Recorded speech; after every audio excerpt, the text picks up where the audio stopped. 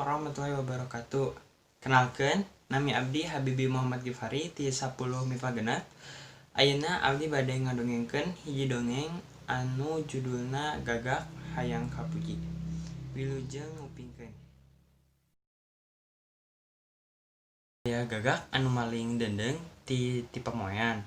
Geleber wae eta gagak teh sabari ngahem-hem dendeng ka tangkal di sisi lembur.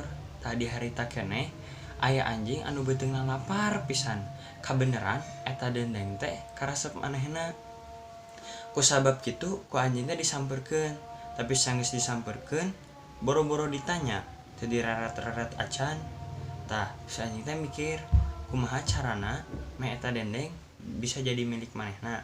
Sanggeus manggih akal anjing teh ngomong, "Leuh aya manuk alus-alus teuing, pamantukna panjang, buluna hideung tapi maneh lemes kitu. Manuk naon nya ngaranna? Kawasna mah moal aya tandinganna dibandingkeun jeung cendrawasih ge moal eleh."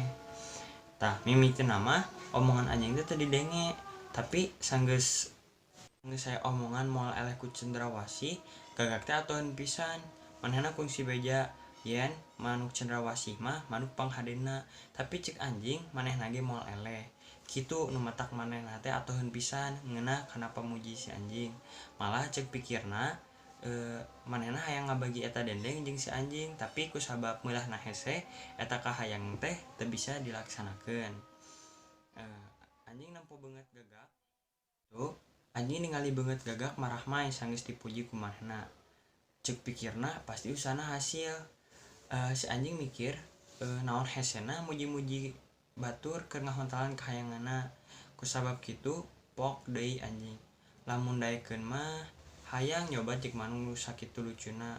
Ngan rumasa sorangan mah satohina, seumur-umur kudu ngadungunan, sare digolodog, rajan manggih hakaneun oge pasesaan. Tapi najan teu bisa nyobat oge jeung manuk lucu, atuh ngadenge-denge sorana, meureun moal panasaran teuing. Barang ngadenge pamuja anjing anu sakitu ngeunahna, gagak poho keur ngaheum-heum eta dendeng. Ngan ngong we disada, "Kak, ngak," cenah. Atuh barang enga pamatukna, pluk we dendeng teh murag. Anjing gancang nyokot dendeng nu murag tea tuluy dihakan di nu bala.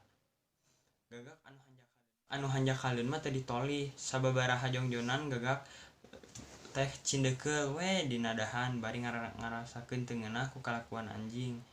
Manehna karek ngarti yen si anjing teh muji-muji bebeakan hayang dendeng anu keur diheum-heum ku manehna. Ti dinya mah geleber gagak teh hiber kana tangkal kai rek neangan hileut keur ganti dendeng anu disatok ku si anjing. Sakitu ti abdi, hapunten bilih aya kalepatan. Hatur nuhun. Assalamualaikum warahmatullahi wabarakatuh.